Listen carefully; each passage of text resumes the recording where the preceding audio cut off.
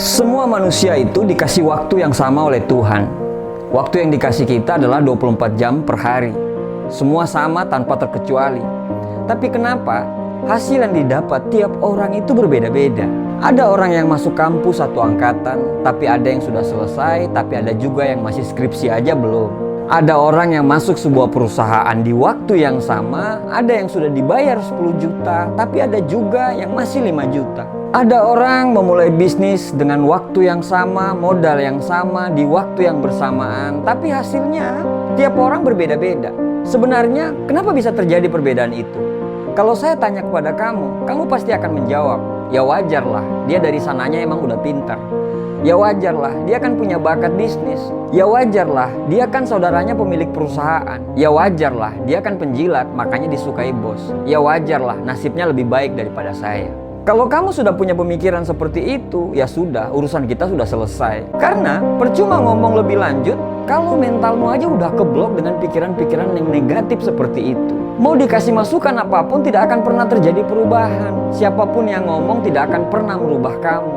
Karena mentalmu aja udah keblok duluan. Mungkin memang benar kalau manusia tidak mulai dari titik yang sama. Ada yang lahir sebagai anaknya orang kaya sehingga dia tidak galau tentang masalah keuangan. Ada yang saat mulai kuliah sudah dikasih fasilitas yang sudah melimpah. Kosnya dengan kamar mandi dalam, punya AC dan wifi yang lancar. Perusahaan milik adiknya bapaknya, sedangkan bapakmu biasa-biasa saja. Sama-sama mulai usaha kafe, tapi karena kamu tidak punya modal sehingga kamu harus merintis dari awal dengan menjadi karyawan kafe dulu. Sedangkan yang lain langsung membuat sebuah kafe yang besar dengan modal dari bapaknya. Banyak sekali faktor-faktor yang memang terjadi di luar kendali kita. Kita tidak bisa memilih untuk lahir dari orang tua yang mana, bentuk wajah yang seperti apa, lahir dari keluarga yang broken home atau tidak. Itu bukan pilihan kita, karena itu di luar kendali kita. Tidak semua orang mulai dari titik yang sama. Ada yang mulai dari titik 0, ada yang mulai dari 6, ada yang mulai bahkan dari -8, ada juga yang mulai di titik yang sudah 78. Tapi, haruskah hal tersebut kita jadikan alasan pembenaran untuk kalah dengan orang lain? Kalau mereka mulai dari titik teratas, sedangkan kamu harus mulai dari 0, terus kenapa?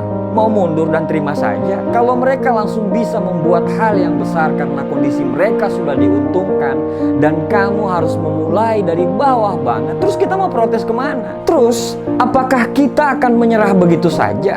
Membiarkan mereka sukses dan kita sukses membangun alasan?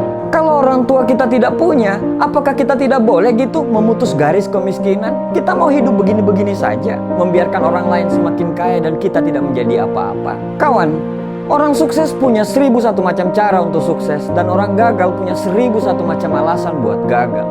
Jangan sesali sesuatu yang sudah terjadi di luar kendali kamu. Berdamailah dengan dirimu dulu.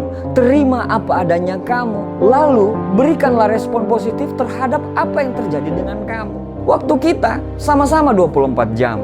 Tapi yang membedakan adalah orang sukses mampu memanfaatkan 24 jamnya, tapi orang gagal menyia-nyiakan 24 jamnya itu. Tidak usah melihat kesuksesan orang lain.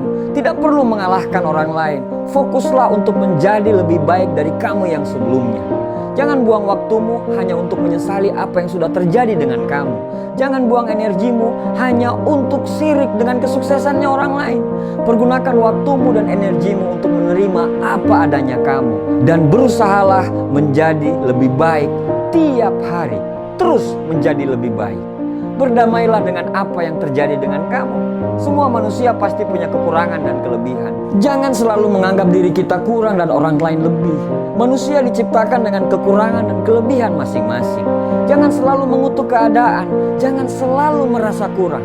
Jangan mengutuk pekerjaanmu, karena pekerjaanmu yang banyak adalah impian bagi para pengangguran. Jangan mengutuk anakmu yang berisik, karena anakmu yang berisik adalah impian wanita yang ditakdirkan untuk tidak punya anak. Jangan mengutuk rumahmu yang kecil, karena rumahmu yang kecil adalah impian oleh orang-orang tergusur dan terusir. Jangan mengutuk hartamu yang sedikit, karena hartamu yang sedikit adalah impian bagi orang yang terlilit utang. Bersyukurlah, bahkan untuk dengan sendal jepit yang kamu miliki pun, di luar sana, sendal jepit itu adalah impian bagi orang-orang yang tidak memiliki kaki. Sadarilah bahwa kamu terlahir dengan banyak potensi. Kamu terlahir dengan kebaikan dan kepercayaan. Kamu terlahir dengan cita-cita dan mimpi. Kamu terlahir dengan sayap-sayap yang indah. Belajarlah dan gunakanlah sayap tersebut. Gunakan dan terbanglah setinggi yang kamu mampu. Memang, kata orang jangan terbang tinggi-tinggi. Nanti kalau jatuh, sakit. Tapi, kamu tidak akan melihat yang indah-indah kalau kamu tidak terbang yang tinggi-tinggi. Memang benar, kita tidak mulai di titik yang sama. Tapi, kalau kita mau berusaha dan berdoa, kita akan berakhir di titik yang kita inginkan. Terima kasih.